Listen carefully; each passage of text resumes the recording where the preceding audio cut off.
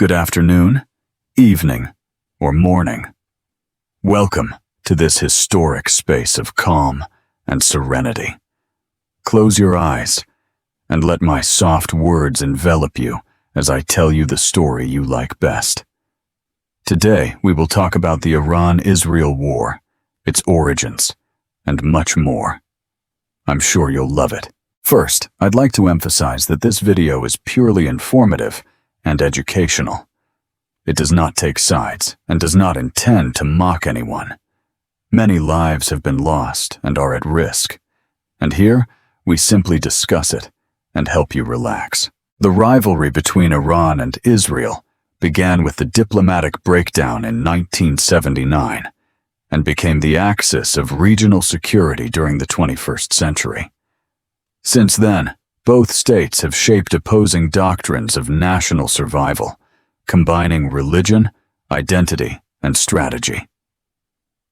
Throughout the first 2 decades of the new millennium, the confrontation was fought in the shadows of hybrid warfare, with episodes ranging from industrial sabotage to diplomatic clashes. In 2002, the revelation of the Natanz enrichment plant placed the Iranian nuclear program at the center of Israeli existential fear and initiated a cycle of sanctions, negotiations, and covert operations. Intelligence agencies in Jerusalem calculated that, without intervention, Tehran could accumulate military-grade uranium before 2010, an intolerable time frame for the security doctrine established after the Six-Day War. To slow this race against time, Israel, in coordination with Western services, released the Stuxnet malware in 2010, a virus that physically damaged the CR1 centrifuge and delayed the nuclear program by several months. Concurrently, a series of targeted assassinations of Iranian scientists occurred in Tehran and Qom, acts attributed to the Mossad that reinforced the perception of vulnerability within the Iranian elite. International pressure led to the Joint Comprehensive Plan of Action signed in 2020, an agreement that limited the enrichment level and opened facilities to extensive inspections in exchange for easing economic sanctions. For 3 years, the JCPOA contained the nuclear dimension of the conflict, but the U.S. withdrawal in 2018 reactivated mutual distrust and brought back the sense of a countdown to the region. Losing the commercial support promised by Western markets, Tehran accelerated its return to enrichment and began manufacturing advanced IR-6 and IR-8 centrifuges, capable of producing visible material more quickly. Simultaneously, it strengthened what it calls the axis of resistance, a network of proxy militias including Hezbollah in Lebanon, Hamas, and Islamic Jihad in Gaza, Shiite factions in Iraq, and the Houthis in Yemen, all coordinated to keep Israel under constant asymmetric pressure. Israel responded with a prolonged air campaign against weapon convoys in Syria and Iraq, aimed at preventing the creation of a land corridor connecting Iran to the Mediterranean. In the defensive sphere, it deployed a multi-layered architecture composed of the Iron Dome for short-range rockets, David's Sling for medium-range missiles, and Arrow 3 for intercepting exo-atmospheric ballistic projectiles. The technological race accelerated when Iran tested the Ghadar, Khorram Shah, and Sechil missiles, with ranges exceeding 2,000 kilometers, capable of covering the entirety of Israeli territory and parts of southeastern Europe. In that climate of latent tension, on the morning of October 7, 2023, Hamas launched a surprise offensive across the Gaza border, killing over 1,000 Israeli civilians and taking hostages, initiating what would be the bloodiest war in the Strip since 2014. Iran celebrated the operation as tangible proof of its proxy warfare strategy, as Israel mobilized ground and air forces for an annihilation campaign against Gaza's military infrastructure. Within Iran, the Revolutionary Guard publicly pledged to support any form of resistance, elevating diplomatic language to rarely seen levels. On April 1, 2024, precision missiles destroyed the Iranian consular building in Damascus, killing several senior Quds Force commanders and crossing the line, separating indirect war from direct confrontation between states. The response came 12 days later, in what was called Operation True Promise, when Iran launched approximately 70 Sha'ar drones, over 30 cruise missiles, and about 120 ballistic missiles against Israeli targets. Air defense intercepted most of the barrage, thanks to real-time coordination with the United States, United Kingdom, France, Jordan, and Saudi Arabia. But Tehran's message was unequivocal. The capability to strike from its own territory was on the table. Israel retaliated with bombings in Isfahan and Shiraz, targeting solid fuel depots and missile assembly centers, temporarily interrupting the production of the new Khaybar-Sheikhan family. During the summer of 2024, the Houthis intensified attacks with naval drones and anti-ship missiles in the Red Sea, diverting trade routes and raising maritime insurance premiums to record levels since the Gulf War. In the cyber realm, Israeli Unit 8200 penetrated the Iranian banking system and erased critical databases at Bank Sepah, causing financial panic and forcing authorities to impose temporary cash withdrawal restrictions. Tehran responded with daily phishing campaigns and waves of denial-of-service attacks against Israeli media and energy networks, in addition to launching a disinformation operation supported by artificial intelligence that flooded social platforms with pro-Iranian narratives. The war entered 2025 as a multi-domain conflict, where every weapon innovation quickly found its technological countermeasure. On June 13, 2025, Israeli F-35Is, escorted by American tanker aircraft, used advanced penetrating munitions to bomb the underground Fordow nuclear plant. Located under 80 meters of rock, it destroyed critical galleries and caused the deaths of several high-level scientists. The attack shocked Iranian public opinion and generated demands for retaliation that materialized 2 days later with volleys of Seychelles and Khaybar-Sheikhan missiles, which penetrated the defensive shield and impacted Bat Yam. 7 civilians died, 5 of them Ukrainian refugees, and over 100 were injured. A reminder that no anti-missile system can guarantee total protection against an adversary with robust ballistic resources. Structural damage affected 61 buildings and forced the Home Front Command to partially evacuate the central coastal plain, while firefighters struggled to contain fires caused by solid fuel remnants. Markets reacted with an immediate surge in Brent crude to nearly $80 per barrel, and major investment banks warned that a Strait of Hormuz closure could push prices above $120. The International Energy Agency convened G20 ministers to draw up contingency plans to ensure the flow of hydrocarbons to Asia and Europe. On the humanitarian front, Amnesty International estimated that, as of June 19th, Iranian civilian casualties exceeded 630, while the Israeli Health Ministry reported 24 deaths and over 200 injured. The conflict exacerbated the reverse Afghan exodus, with thousands returning daily fleeing Iran toward an Afghanistan also shaken by economic instability. In Gaza, The breakdown of the post-2024 war truce caused over 70,000 new displacements and a water supply crisis threatening epidemic outbreaks. Social media became digital trenches where bots, amateur journalists, and official spokespersons competed to impose their narrative and shape global perception of the conflict. Diplomatically, the European Union convened talks in Geneva and presented a three-pillar package proposing to limit Iranian enrichment below 3.67%, restrict missile range to 1,000 kilometers, and subject the financing of Tehran's allied militias to international supervision.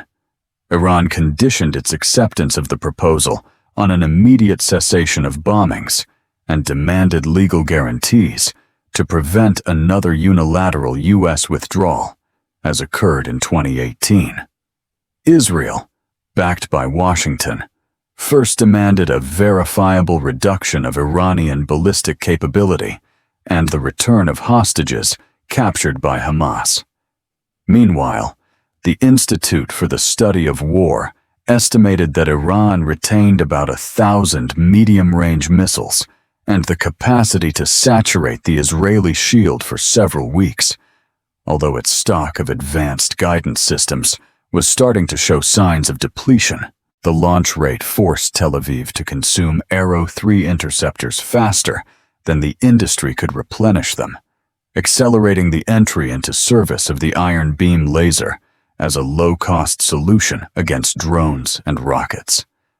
From Moscow and Beijing, calls for restraint were issued, and parallel diplomatic initiatives were presented, including the creation of a 50-kilometer demilitarized zone around Israel's northern border. Washington maintained one aircraft carrier in the eastern Mediterranean and another in the Persian Gulf, while Congress debated the possibility of authorizing supplementary funds for Israel in anticipation of a prolonged escalation. On the night of June 20th, sirens sounded again in Haifa, and fighter jets soared through the Iranian sky, confirming that the line between limited war and total conflagration was increasingly thin.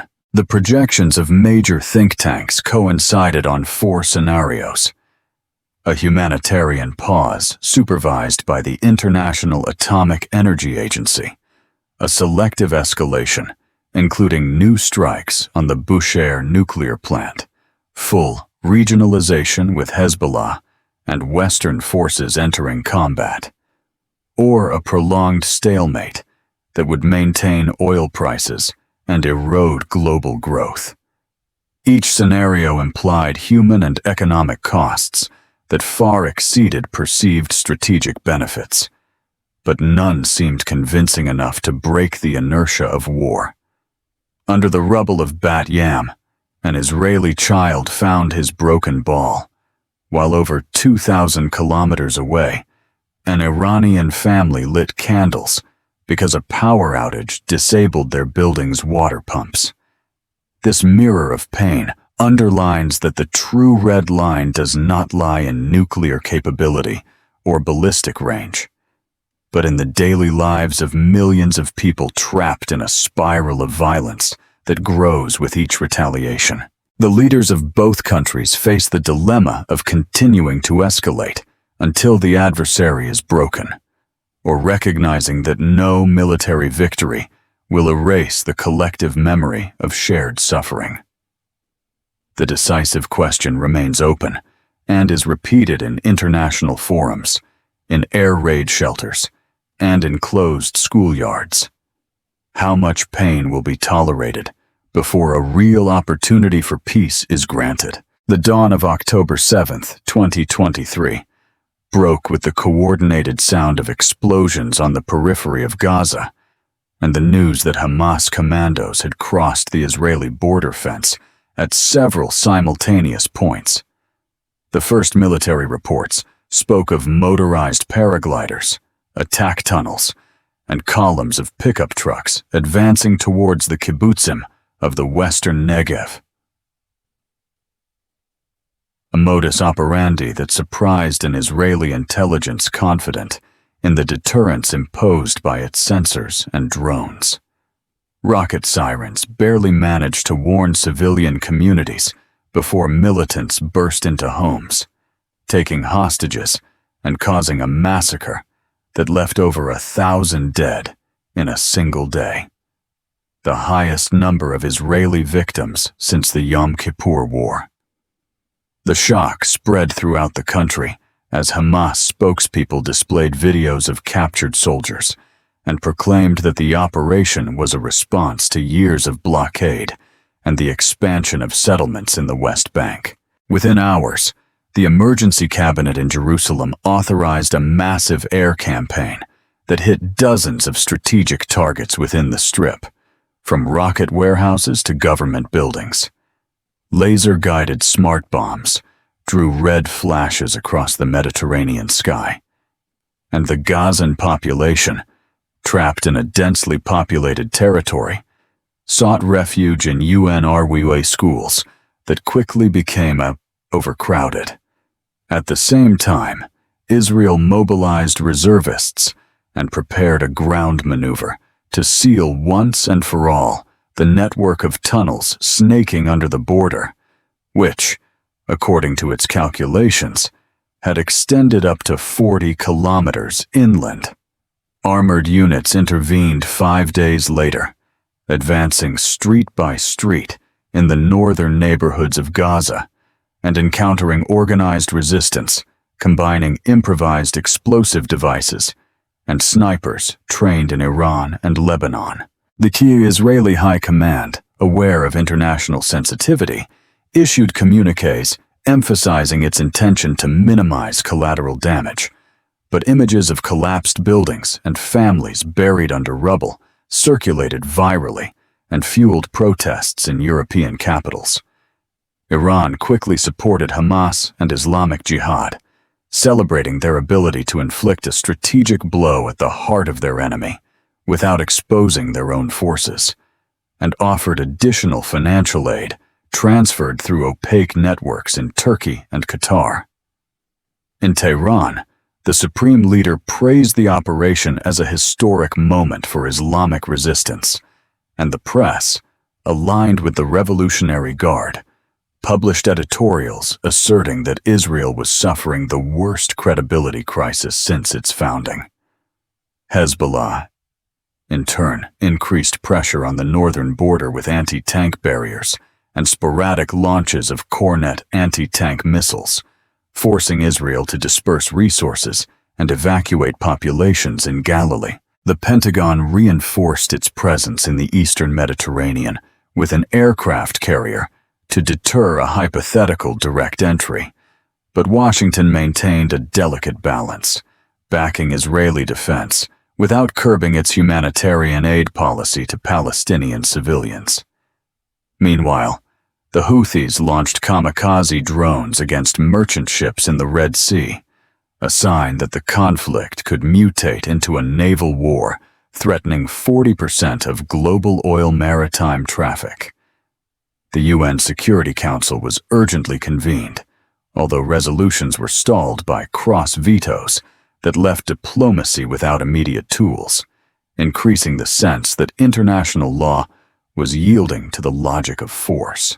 By late November 2023, Israeli drones had destroyed over 400 rocket launchers, but Hamas continued firing daily volleys thanks to underground depots resupplied from the Sinai Peninsula, a corridor Egypt tried to close without complete success. Winter arrived with Gaza plunged into blackouts and a shortage of drinking water, forcing the UN to coordinate humanitarian convoys that moved amidst fighting and were occasionally stopped on suspicion of arms smuggling. In parallel, the disinformation campaign on social media intensified, with automated accounts linked to Tehran spreading inflated victim statistics and pro-Israeli profiles, highlighting Hamas's practice of using human shields. The Israeli military command then faced a strategic dilemma: prolong the ground offensive until Hamas's infrastructure was completely dismantled, or undertake a partial withdrawal that would preserve forces for a potential expansion of the conflict northward. It opted for the first option, aware that Israeli society's tolerance for rocket attacks diminished, with each alarm that paralyzed Tel Aviv and Beersheba. In January 2024, the operation crossed Salah al-Din Street and reached the central neighborhoods of Gaza, where house-to-house fighting evoked the urban battles of Mosul and Aleppo. Precision artillery eliminated several Hamas brigade commanders, but the destruction of civilian infrastructure multiplied denunciations from human rights organizations and deepened the diplomatic rift between Israel and the European Union. The United States mediated to establish temporary evacuation corridors while pressuring Qatar to restrict the flow of funds reaching Hamas military wings through cryptocurrency variations. Iran, for its part, increased the supply of short-range Badr missiles and Shahed drones that were assembled in clandestine workshops south of Gaza, demonstrating sophisticated logistics that bypassed blockades using dual-use components and smuggling networks. Tension escalated further on April 1, 2024, when explosions shook the Iranian consular compound in Damascus, destroying an entire wing of the building and killing 2 Quds Force generals, along with other high-ranking officers. Israeli authorities refrained from confirming their involvement, but local press, citing military sources, described the operation as a preventive strike aimed at thwarting the planning of a long-range Iranian attack. Tehran interpreted the bombing as a violation of the Vienna Convention and appealed to the international community, while also opening the door to direct retaliation that would transcend the logic of proxy warfare. Iranian state media broadcast images of mass funerals and vowed that Israel had crossed a red line that could no longer be ignored, while the Revolutionary Guard mobilized at bases in Kerman and Bushehr. In Israel, civilian authorities reinforced passive defenses and accelerated training courses for reservists in anticipation of a missile volley that could overwhelm even the Iron Dome. European diplomats urgently attempted to mediate, aware that the transition from proxies to direct confrontation would mean the regionalization of the conflict and a brutal impact on energy markets. Specialized press calculated that Iran had over 1,200 short and medium-range ballistic missiles, enough to saturate Israeli defenses if fired in successive waves. On Israeli social media, anxiety was palpable in the compulsive search for shelters and in the debate over the advisability of a preventive attack on Iranian nuclear facilities. Think tanks in Washington published simulations showing escalation scenarios where an initial confrontation could lead to the closure of the Strait of Hormuz and an increase in crude oil to $150 per barrel. Meanwhile, the war in Gaza continued with the same intensity, although media attention increasingly shifted towards the possibility of a front opening between states. Hamas leadership, entrenched in deeper tunnels, continued transmitting orders via reinforced fiber optic cable, a system that complicated Israeli interceptions and prolonged the surface battle. In Lebanon, Hezbollah moved Fateh 110 missile batteries to the Bekaa Valley, forcing Israel to increase reconnaissance flights and deploy Patriot systems near Haifa. The accumulation of forces and incendiary rhetoric reached a critical point in mid-April, when analysts detected movements of Iranian Il-76 transport aircraft towards Syria, presumably loaded with attack drones and guided munitions. Israel sent discreet messages to Moscow warning that it would not tolerate a transfer of ballistic systems to the Mediterranean and asked Washington to pressure Damascus to close its airspace. In Tehran, advisors to the supreme leader debated the utility of launching a measured attack that would restore deterrence without escalating to open war, but consensus gradually leaned towards a show of force that would include missiles and drones launched from Iranian soil. The populations of both countries experienced these developments with nervousness. In Tel Aviv, citizens filled gas tanks and emptied shelves of canned goods, while in Tehran, queues for currency exchange stretched along the streets adjacent to the Grand Bazaar. Regional stock markets reacted with volatility, and the Tadgul index in Saudi Arabia lost 5% in 2 sessions, reflecting fear of a conflagration that would shake the entire Gulf. The UN Secretary-General called for restraint and a return to the Vienna negotiating framework. But his words seemed to echo in a diplomatic vacuum, unable to stop the inertia of violence. By the end of April 2024, the Gaza Strip had accumulated destruction, surpassing that of the 2014 war, with entire neighborhoods reduced to rubble and a hospital infrastructure on the verge of collapse. Israel, meanwhile, had suffered the biggest blow to its security narrative in half a century, and its government faced public pressure to ensure that such a massacre would not happen again. Iran perceived the situation as an opportune shift in the correlation of forces, and an opportunity to demonstrate that its protective umbrella for the resistance was not rhetorical, but tangible and lethal. The stage was thus set for an unprecedented phase in the regional rivalry, the real possibility that for the first time, Iranian missiles and drones would be launched directly against Israeli territory, inaugurating a stage where the war would no longer be by proxy, but frontal.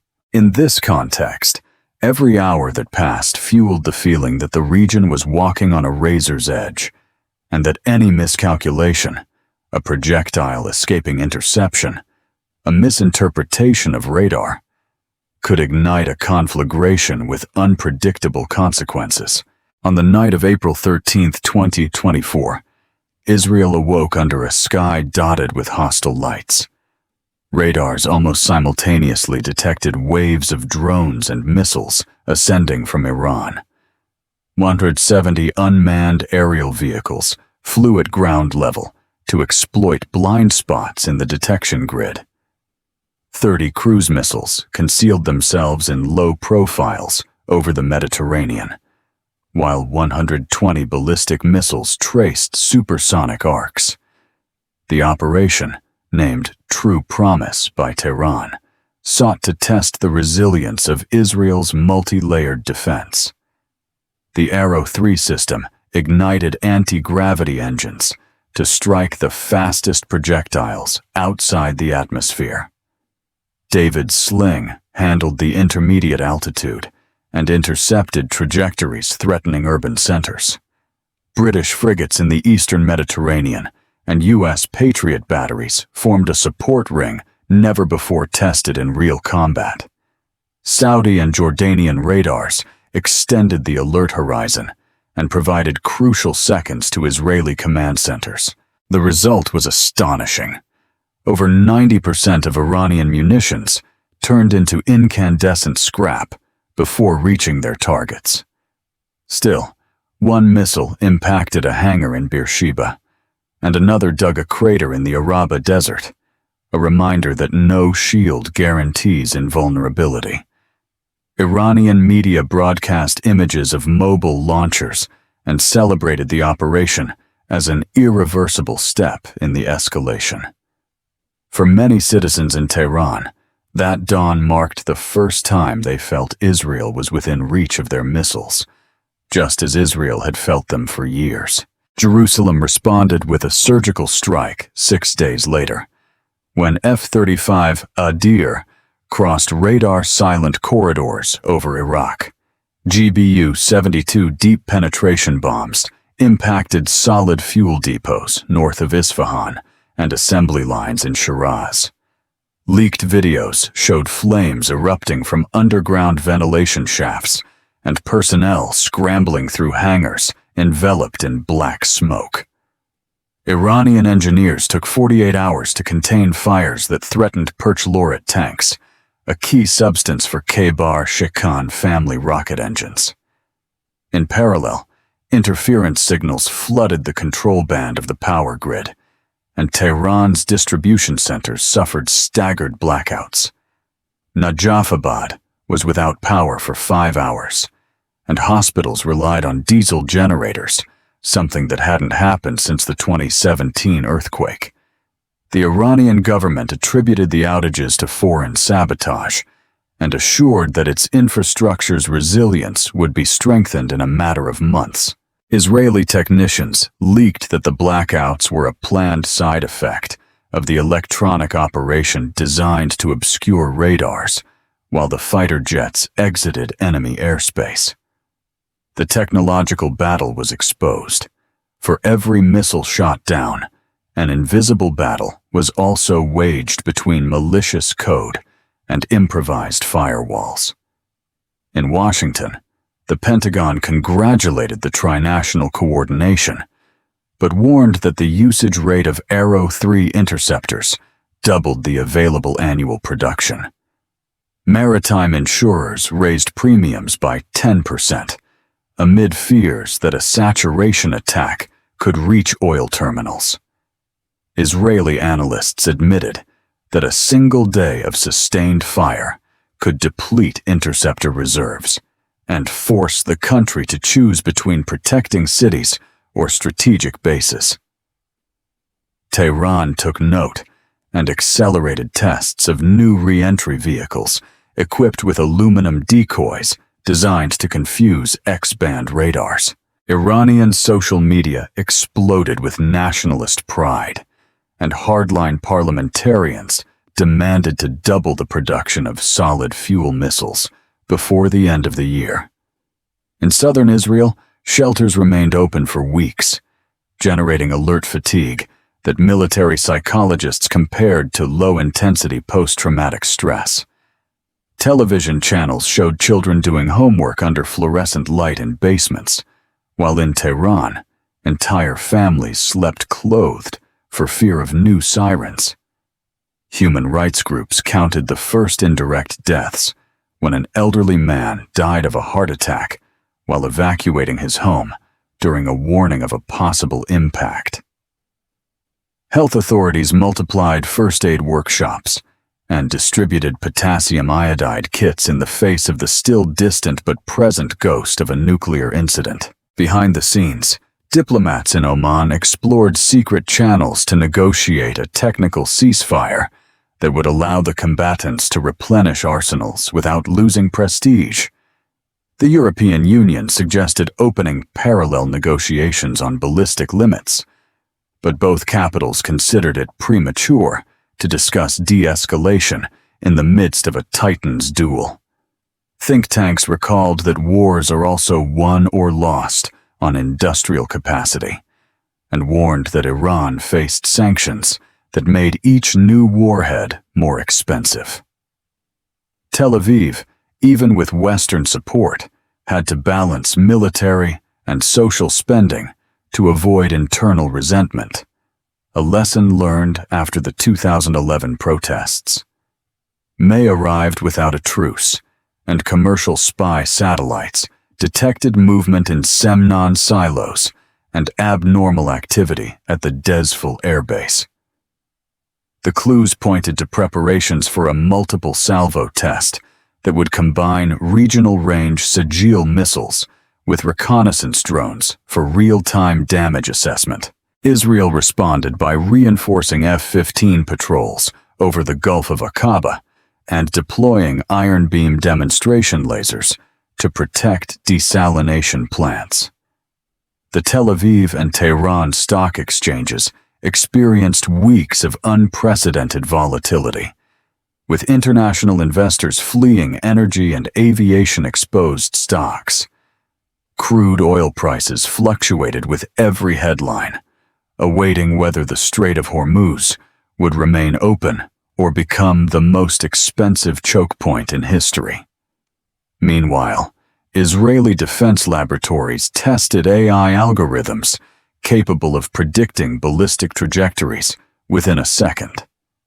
Iranian engineers, aware of this race, rehearsed chaotic terminal maneuvers and multiple independently targetable re-entry vehicles to evade future lasers and neural networks. Specialized press warned that the escalation was pushing both countries towards a point of no return, where every innovation rendered existing treaties obsolete. The G20 energy ministers convened an extraordinary session and understood that a prolonged conflict would bury any global inflation target. However, the streets of Jerusalem filled with flags and songs of resilience, while in Tehran, balconies displayed banners demanding total retaliation. Sociologists described a perfect mirror of wounded nationalisms that fed each other, ensuring that internal cohesion was maintained thanks to the external enemy. By the end of May, military reports confirmed that Iranian missile production had fallen by 50% due to solid fuel shortages. Analysts also noted that Israel had spent almost half of its Arrow 3 stock, and that its assembly line needed additional shifts to replenish supplies. Both sides were aware that inventory math could force a truce where diplomacy failed, but neither wanted to be the first to admit fatigue. The skies of the Middle East continued to vibrate with drone patrols and the hum of spy satellites, while millions of people learned to measure their days in siren intervals. As the skies of the Middle East regained a tense calm after Operation True Promise, June 2024 ushered in a dark phase of shadow warfare that would shake the foundations of regional security. The first blow came on the highway connecting Kerman with Bam, when a silent propeller drone descended from high altitude and launched a thermobaric projectile onto the convoy of General Reza Farhadi, deputy head of the Quds Force, who died instantly along with his protection team. Satellite images confirmed that the aircraft turned in an arc impossible for Iranian radars, a sign that the Mossad had bypassed the Persian electronic dome with a radar-absorbing vertical takeoff and landing platform with AI navigation. The power vacuum in the Quds Force caused an internal earthquake because Farhadi was a key liaison with Hezbollah, and his disappearance triggered a cascade of hurried substitutions that exposed fissures in the chain of command. In less than 48 hours, state funerals turned into rallies where hardliners demanded revenge. But the Iranian leadership prioritized withholding information about how the operation was carried out to avoid institutional panic. Israel, true to its policy of ambiguity, did not admit responsibility, although anonymous leaks to the press hinted that the assassination was the first in a planned sequence against strategic nodes of the Iranian military apparatus. That threat was confirmed when another drone impacted a bunker in Abbas and eliminated 2 commanders of the Strategic Missile Corps, interrupting a meeting that was reviewing deployment plans for new maneuverable warheads. Each operation replicated the same pattern of low-signature flight and encrypted communications via commercial satellites leased by shell companies, giving Tehran the feeling of fighting ghosts whose trail dissolved in the layers of hybrid warfare. While Iranian intelligence services sought a method to anticipate attacks, the Red Sea became another critical front, agitated by the increase in naval drones and cruise missiles launched by the Houthis from the Yemeni coast. Oil tankers transit that corridor towards the Suez Canal, and each attack warning caused ships to divert to the Cape of Good Hope, doubling transit times and adding millions of barrels to the daily statistics of crude oil in prolonged transit. London insurers revised premiums upwards, and the price of container shipping rose 18% in a single week, dragging global inflation during central banks' efforts to stifle the price spiral. Riyadh and Abu Dhabi reinforced their naval escorts, but no ship could feel completely safe when the Houthis demonstrated with a GoPro video that their explosives-laden boats could bypass chain barriers and defensive tugboats. Israel interpreted this maritime campaign as another arm of the Iranian strategy to hit its economy without assuming direct responsibility, and expanded cooperation with Egypt and Sudan to share image intelligence and intercept shipments of drone components. The war, however, was expanding to an even more ethereal and dangerous domain: cyberspace, where Israeli Unit 8200 launched Operation Firewall Phantom with the aim of penetrating the financial nodes of the Islamic Republic and disrupting its internal transactions. Tel Aviv engineers deployed polymorphic malware within Bank SEPA servers, altering balances, deleting mortgage records, and activating routines that restarted computers every 30 minutes, leaving thousands of clients without access to their funds and creating desperate queues at ATMs in Tehran. The Iranian central bank convened a crisis session and disconnected entire segments of its correspondent banking network, measures that quelled the sabotage, but also temporarily isolated the country from regional capital markets. Almost immediately, hacker groups affiliated with the Revolutionary Guard reacted with phishing campaigns targeting employees of the Israeli Electricity Authority and used generative artificial intelligence platforms to impersonate corporate emails with a realism that fooled security filters. Once opened, they jumped to industrial control computers and activated a wiper programmed to overwrite pump configurations in the National Aqueduct network. On the morning of July 18th, 3 water pumps in the Negev stopped working, and pressure dropped to levels incapable of supplying several agricultural communities, forcing tanker trucks to travel kilometers of desert under rocket alerts. Israeli engineers recovered the system in a few hours, but the message was clear. Water, as vital as physical security, had become a legitimate target for cyber warfare tactics. Across the Persian Gulf, in Bandar Abbas and Bushehr, port operators discovered that their container management systems flickered with blue error screens, a prelude to a denial-of-service attack that paralyzed cranes and conveyor belts for almost 14 hours. The virtual blockade caused truck queues extending to the city's outskirts and forced the diversion of thousands of tons of fertilizers and automotive parts to less equipped ports, increasing the logistical costs of industries already punished by sanctions. Iranian experts identified traffic patterns pointing to IP addresses originating from servers in Eastern Europe, but the bounce route traversed so many zombie machines that any attribution became a maze of probabilities.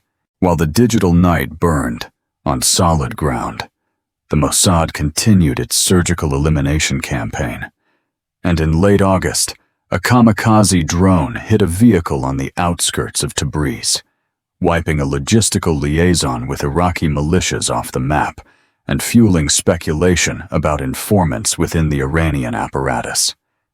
The emotional reaction on Persian networks was fierce, with hashtags demanding equivalent retaliation and videos of parliamentarians holding missile models in session to illustrate the need to saturate Tel Aviv.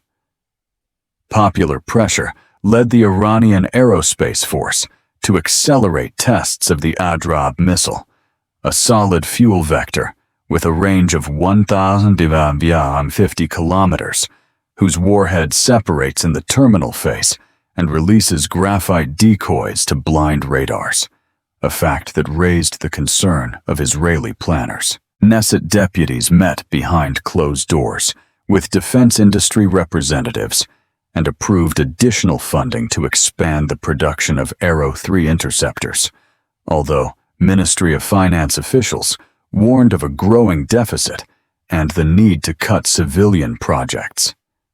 In Washington, Pentagon analysts followed the escalation with uncomfortable interest, aware that every targeted assassination, every damaged ship, every line of malicious code brought closer the possibility that the war would become a clash between states, with the potential to drag the United States into security commitments. Europeans, who depended on the Strait of Bab el-Mandeb as much as on Hormuz, sent joint naval missions, but their deterrence proved limited against an adversary who embraced martyrdom as part of its strategic doctrine. Specialized press described the period between June and August 2024 as the maturation of multi-dimensional warfare, a laboratory of lethal technologies where air, sea, cyberspace, and public narrative intertwined into a unique fabric of continuous confrontation. Families in Israel counted air raid alarms with the same attention that Iranians checked the stability of the electrical grid, and both peoples learned to read the war in notification icons on their phones, in unstable bank balances, and in the location of oil tankers projected on online maps. Humanitarian organizations denounced that the strategic approach of hitting dual-use infrastructure amplified civilian suffering and altered health, education, and food balances long after the smoke of the last drone dissipated. Economists warned that if the escalation continued on the same slope, the combined cost of maritime insurance, missile replenishment, and cyber defense would raise regional military spending to levels that would eclipse any investment in social reforms. Even so, strategists on both sides agreed that the flexibility of operating below the threshold of open conflagration granted them the freedom to impose gradual costs on the enemy without provoking a catastrophic response, a logic that reinforced a cycle of calculated and perpetual violence.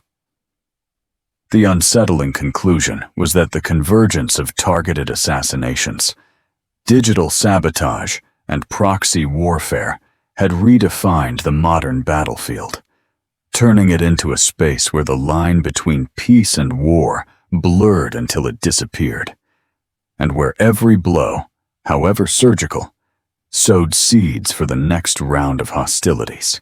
The morning of June 13, 2025, began with a suspicious silence on Israeli early warning radars. At 1:30 a.m., a squadron of F-35 Adir took off in tight formation from Nevatim Air Base with conformal fuel tanks and bunker-buster missiles. Their route crossed Jordanian airspace and entered Iraq at low altitude to avoid detection by Russian radars installed in Syria. Two K2T446A U.S. Air Force tankers waited over the western Iraqi desert for an 8-minute timed refueling. Coordination with Washington included temporarily deactivating the fighters' IFFF so that Iraq's Patriot systems would not classify them as hostile. Upon crossing the Iranian border, the F-35 Adir activated their electronic stealth mode and used inertial guidance beacons that allowed navigation without emitting a signal. The target was the Fordow enrichment plant, excavated under 80 meters of limestone rock and protected by dozens of Tor M1 and Pantsir systems. Each aircraft carried 2 GBU-72, 2,500-pound bombs, with delayed fuses programmed to detonate in the third underground gallery. At 2:22 a.m., Fordow's thermal sensors registered the impact, and the shockwave shook the complex to the point of rupturing service tunnels. The IR-6 centrifuges stopped due to sudden power loss and were knocked out of micrometric alignment, destroying hundreds of carbon fiber rotors. 9 senior scientists and a dozen technicians supervising a 60% purity enrichment test died in the rubble.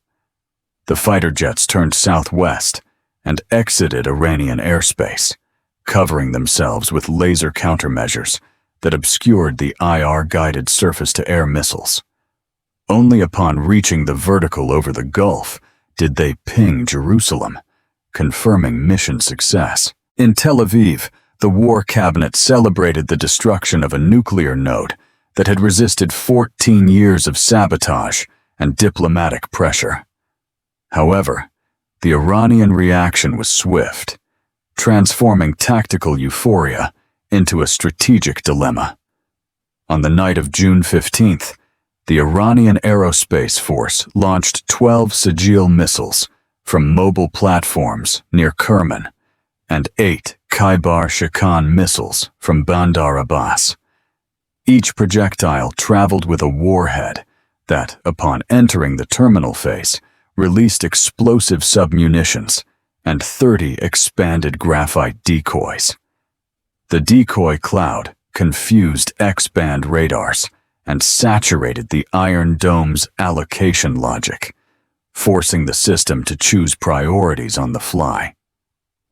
2 Sajil missiles evaded interception and exploded over the coastal belt of Bat Yam at 3:40 a.m. The first detonation occurred at an altitude of 150 meters, maximizing the lethal radius over 8-story residential buildings. The second impact pierced the roof of a geriatric center and unleashed a fire that firefighters took 2 hours to control. In Rehovot, a Khyber Shekin fragmented in mid-air and dispersed tungsten spheres over a wholesale market, causing a stampede and dozens of shrapnel injuries. The official count recorded 24 Israelis dead, including 5 Ukrainian refugees and 2 Filipino migrant workers. 161 buildings suffered structural damage, and over 3,000 people had to be evacuated to hotels financed by the Ministry of Defense. Security camera footage showed orange flashes over the Mediterranean and sirens echoing through empty streets lit by flickering traffic lights. The Homefront Command recommended keeping schools closed for 48 hours and increased the distribution of psychological kits for children in shock. In Tehran, state television repeatedly showed scenes of destruction as proof that the retaliation capability remained intact despite the attack on Fordow. Brent crude soared $4 at the Asian opening, trading at $79.50 before retreating slightly. Commodity traders speculated on a closure of the Strait of Hormuz that would cut a third of global crude exports and push the barrel above $100. The G20 convened an emergency video conference where Saudi Arabia and the Emirates promised to compensate for any disruption with strategic reserves. While markets held their breath, the humanitarian situation deteriorated at a rate exceeding NGOs' logistical capacity. In Iran, Israeli bombings during the preceding week had left over 600 civilians dead, many in Isfahan and Shiraz, where emergency rooms treated injured people without sufficient anesthesia. The electrical grid continued to experience micro outages that interrupted vaccine refrigeration and compromised dialysis patient treatment. In Gaza and the West Bank, the breakdown of the 2024 truce generated 80,000 new displaced persons who crowded into makeshift camps among mounds of ruins and wastewater. UN convoys with flour and water purification tablets were stranded for hours at military checkpoints while reconnaissance drones buzzed over dismembered rooftops. Israel authorized a daily entry of aid trucks, but organizations reported that the number was half of what was needed to prevent child malnutrition.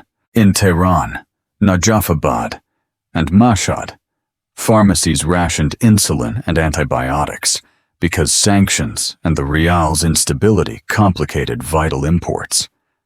World Bank economists estimated that Iranian GDP would lose 2 percentage points in the third quarter alone due to the destruction of petrochemical plants and capital flight to cryptocurrencies. The Tel Aviv Stock Exchange recorded its worst day since the pandemic, with plunges in airlines, hotel chains, and microchip manufacturers sensitive to power outages. Rating agencies warned that a prolonged conflict would raise sovereign risk and increase debt costs across the entire region. The UN Secretary-General implored for an immediate ceasefire and offered to deploy observers at Fordow to verify the extent of the damage, but neither party responded with more than forceful rhetoric. On Israeli internet forums, calls multiplied to level the Bushehr nuclear plant before Iran repaired its defenses. 300 kilometers north, Iranian engineers worked double shifts to restore surviving centrifuges and move critical equipment to a new underground site near Natanz.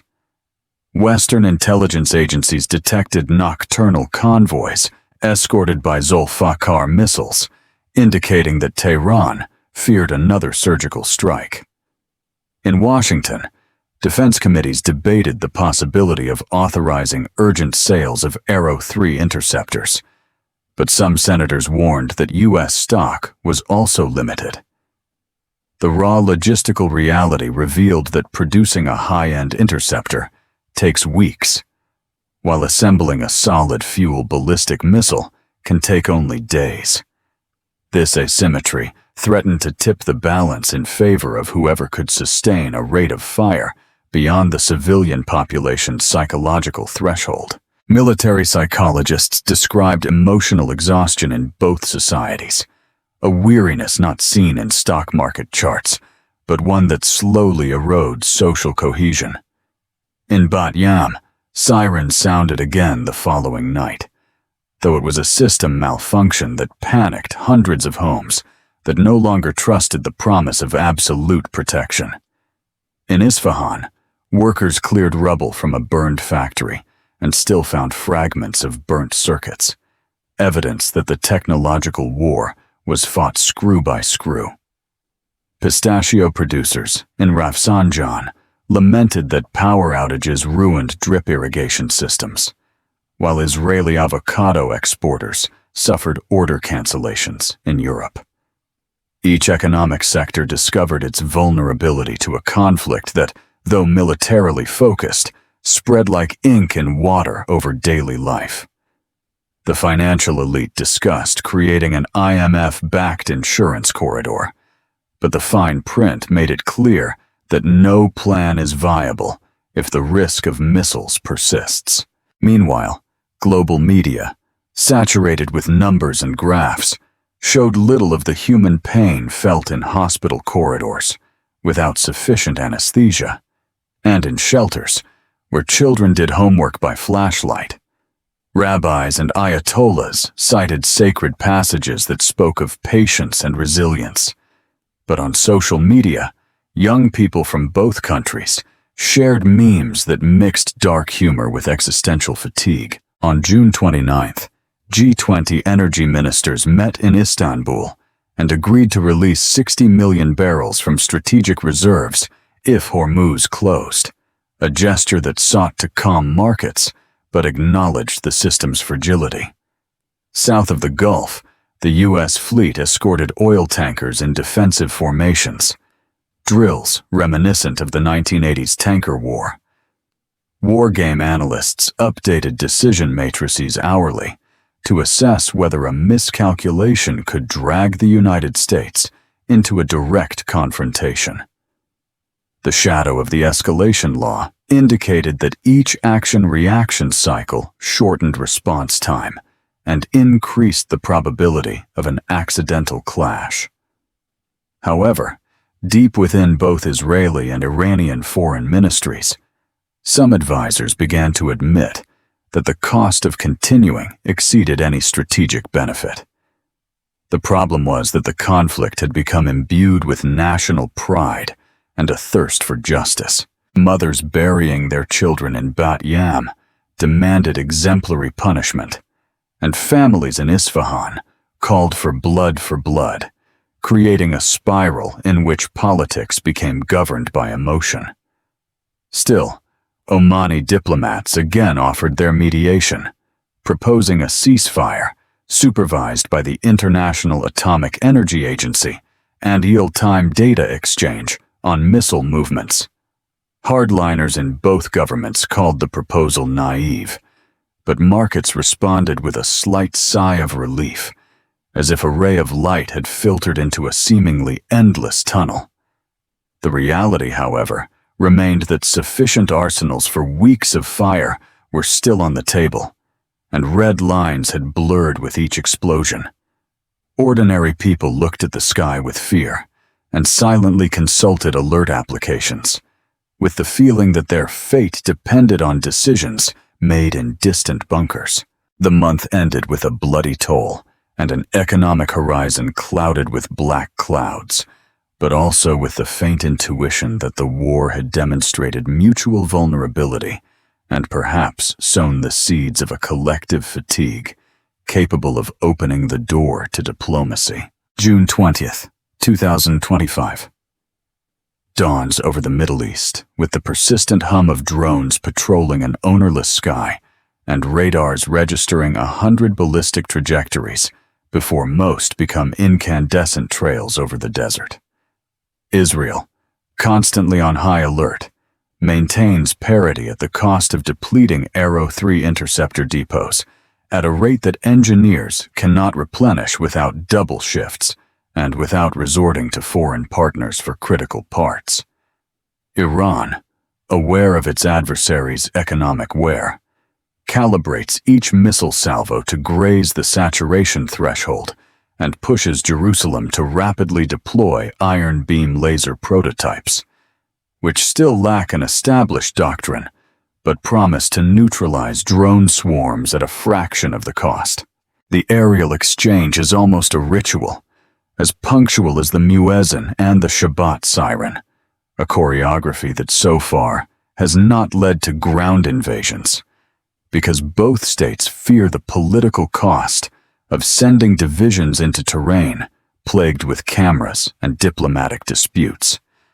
The Geneva talks, sponsored by the European Union, become the only forum where representatives of both sides share a roof, though not a table, separated by delegations, exchanging documents on simultaneous limits to enriched uranium and missile range, while discussing the traceability of Allied militias' finances. Tehran accepts the discussion provided a verifiable ceasefire precedes the signing, and provided legal guarantees are included to shield the agreement from eventual unilateral withdrawals by Western powers, an echo of 2018. Israel demands intrusive and real-time supervision of every stage of the Iranian nuclear cycle, knowing that the centrifuge clock advances even during diplomatic pauses and fears that the vulnerability window will close if the enemy consolidates 90% uranium reserves. Washington proposes granting Jerusalem a 2-week operational window to complete its military objectives before freezing the offensive. This is a calculation the White House considers sufficient to maintain deterrence credibility without definitively igniting the region. But Moscow and Beijing warn that this logic increases the risk of a miscalculation that could drag Russian forces in Syria and Chinese interests in the energy Silk Road into the conflict. Negotiating capacity is trapped between domestic narratives that fuel wounded patriotism. In Tel Aviv, citizens demand that nothing be signed without recovering the lost sense of invulnerability, while in Tehran, the families of scientists killed in Fordow demand that no document or European Council limit the expansion of a program they consider the Republic's insurance. Analysts plot 4 future paths that are repeated in ministries and newsrooms. The first is a humanitarian pause, supervised by the International Atomic Energy Agency, with prisoner exchanges and a sanitary cordon for aid in Gaza. The second involves a selective escalation, where Israel strikes the Bushehr nuclear plant and assumes the risk of radioactivity in the Gulf. The third contemplates full regionalization, with Hezbollah opening large-scale fire and Western forces intervening to protect maritime routes. The fourth depicts a prolonged stalemate in which the war normalizes as background and oil settles above 100, eroding global growth. None of the scenarios guarantees absolute victory. All promise increasing costs, and all share the certainty that each day prolonged in combat incorporates new variables, from low-cost spy satellites launched by startups to blockchain used to mask weapon transfers and crypto donations to paramilitary groups.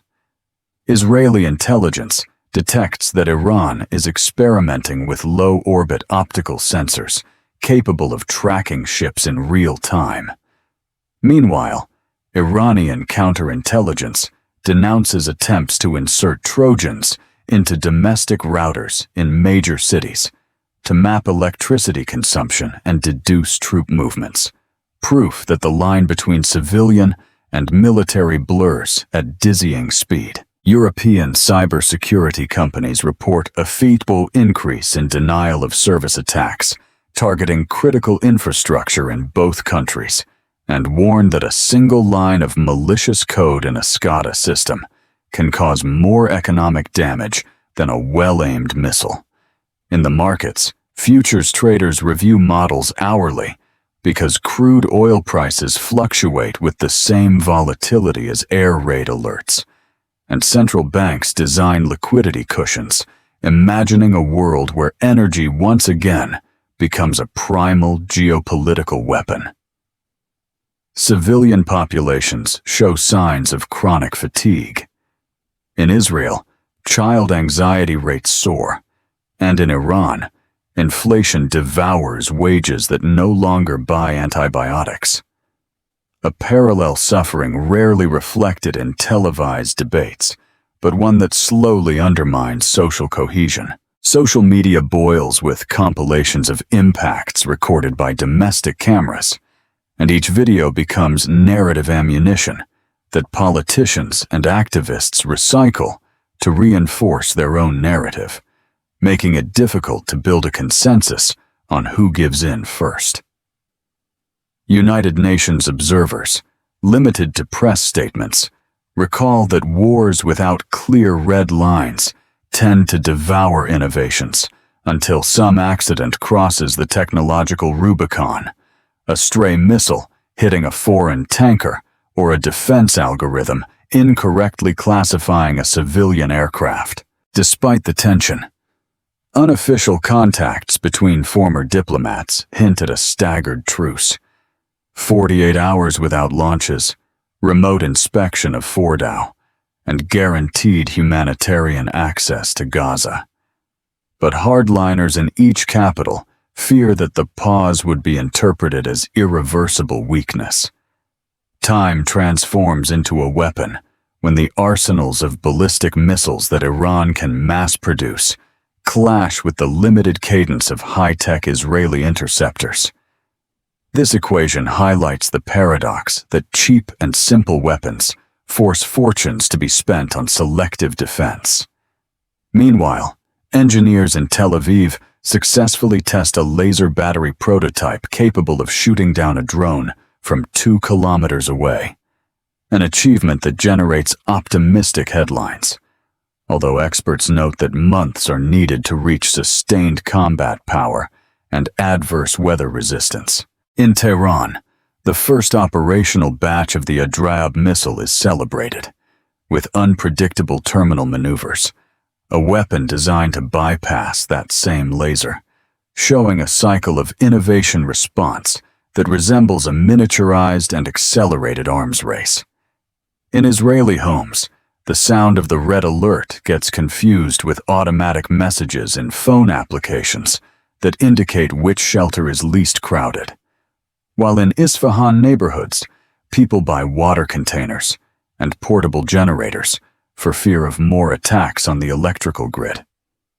Global insurers calculate potential losses that would exceed those of the Gulf War if Hormuz closed, and the largest shipping companies design alternative routes that would add 15 days to each journey to Asia, a reminder that the global economy depends on vulnerable geographical choke points. In the Knesset and the Majlis, speeches harden. However, internal polls show growing war fatigue and a silent desire for a pause that parties still fear to verbalize for not seeming concessive.